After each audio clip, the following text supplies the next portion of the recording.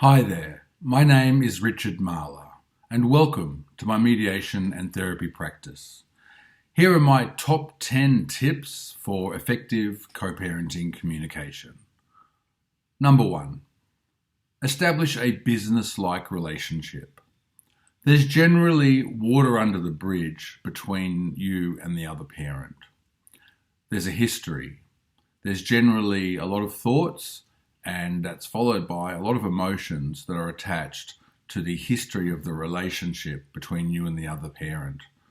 None of this serves your co-parenting relationship. So shelve it.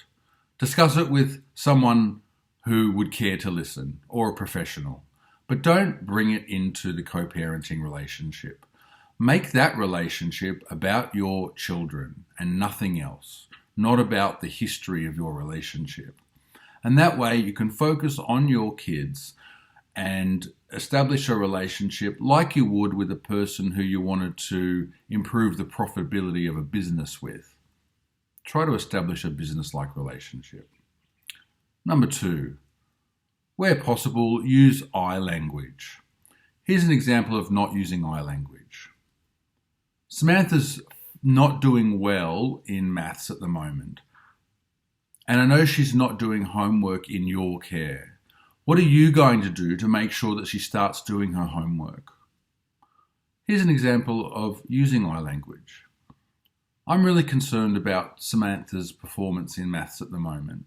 She really seems to be struggling, and I really want her to do the very best that she can. Is there anything that we could possibly work on together or implement so that Samantha can do her very best at maths this term? Number 3, compromise.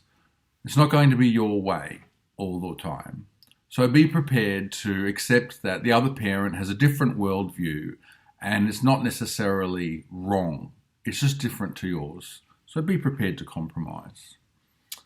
Number 4, when the other parent is talking, listen to them with the intent to understand rather than the intent to respond. It'll make a difference. Number 5, don't use your child as a messenger or even worse, as a spy by asking them questions about what things are like when they're living with the other parent. Number 6, avoid exaggeration.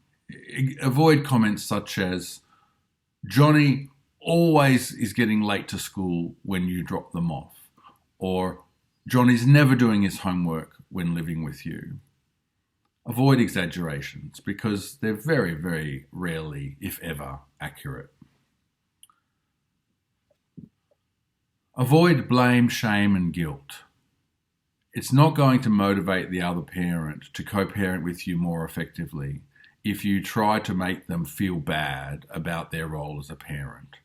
In fact, you'll find that it makes the co-parenting relationship inevitably worse. Number 8, don't put the other parent down in front of or within earshot of your child. This is so important. Your child loves both of you, and any time that they hear you or somebody else put their other parent down by denigrating them, it's putting the child down. And it affects them emotionally, mentally, and psychologically. So just don't do it. Number 9, control your impulses. We all have impulses at times where we're sad or we're angry or frustrated. If you're feeling that way, don't use that as a time to speak to the other parent. Count to 10. Drink a glass of water.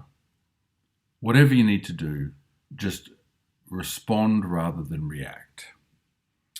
And number 10, eat a nice, healthy slice of humble pie every now and then. And apologize to the other parent when you make a mistake. We're all human. We're all going to make mistakes all the time. And it can go a long way to develop a healthy co-parenting relationship if you can be honest and humble and apologize from time to time for missteps that you've made in the co-parenting process. I hope these top 10 tips are useful in your continuing endeavour to effectively communicate with your other parent.